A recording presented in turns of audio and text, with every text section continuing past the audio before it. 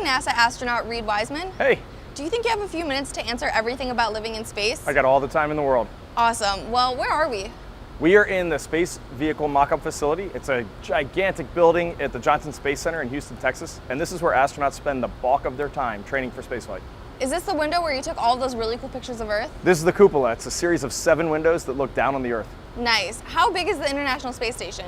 They say it's about the size of a 5-bedroom house. It's kind of hard for me to conceptualize. In reality, it's just really narrow and really long. How long did you have to train before going to the ISS? About 5 years. And how many total days have you spent in space? 165. What's the record?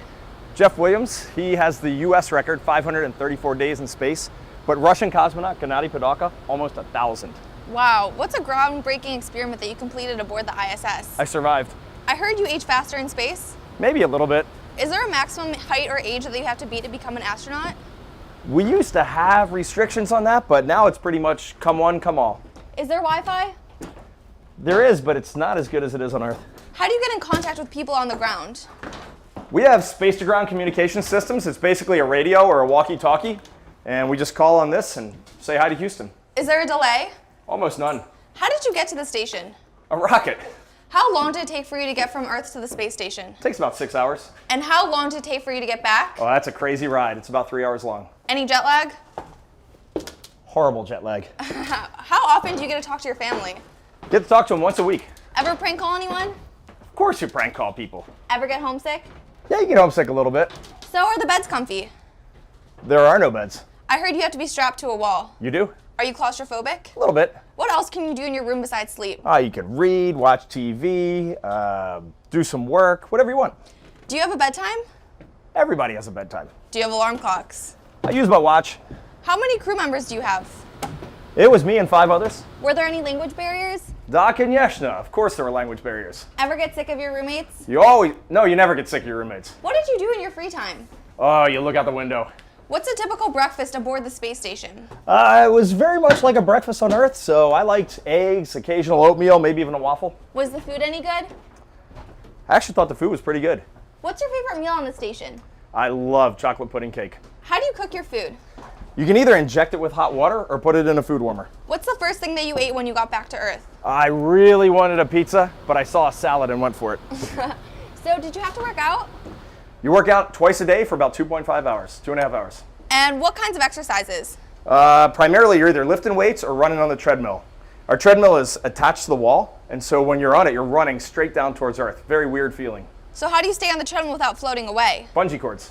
So do you burn the same amount of calories as you do on Earth? I think you burn a little bit more because your brain is always active. I heard that in microgravity, sweat sticks to you. It does. If you have hair, it kind of builds up in your hair and you get this big sweat bubble on your head. How do you shower? We have soap impregnated towels. How do you pee in space? Ooh. We have a funnel. Where does your pee go after you flush? A little bit of processing and then right back into the drinking water. How do you pee in a spacesuit? We have a diaper. How much water do you have to drink each day? You drink just about the same that you would on Earth. Do you ever run out of anything? Free time. How do you get more supplies? We have cargo ships. We have great companies like SpaceX, Orbital. We have Russian resupply vehicles and also Japanese HTV spacecraft. What'd you miss most on Earth? Oh, my wife and kids. What personal items did you take with you? Photos of my wife and kids. Did you bring any space souvenirs home? You always have to bring souvenirs home for your kids. So I have to ask, what's your favorite planet? Oh, it used to be Saturn until I saw Earth from space. And if you were to travel anywhere in the solar system, where would you go? I work at NASA. We all want to go to Mars. Does the space station ever get too hot or too cold? Oh, we keep it a balmy 72 all year round. Nice. How about the temperature of space? Plus 200 F to minus 200 F. What about the temperature inside the spacesuit? It's actually pretty warm, pretty nice, pretty comfortable because there's many layers of thermal protection. How much does a spacesuit weigh? Oh, it's really heavy. I think it's about 300 pounds. How do you do your laundry? We throw it out. Do you have to clean the spacesuits? Of course you got to clean the spacesuits, especially after a spacewalk. How long does it take for you to put on a spacesuit? About 45 minutes. Can you put it on by yourself? If you're in a pinch, you can put it on by yourself. How long does a spacewalk normally take? We train for about 6.5 hours. And what's the max amount of time a spacewalk can last? The maximum is about 9 hours. I think 8 hours and 54 minutes is our record. How's the view? Awesome. What's the hardest thing about a spacewalk?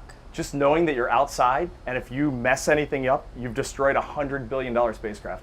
And what's the most rewarding? Coming back. Sounds awesome. Well, I'm sure there are a lot more questions, but I know you're busy, so we'll save those for another time. Sounds good. Awesome. Thanks. Have a good one. See ya.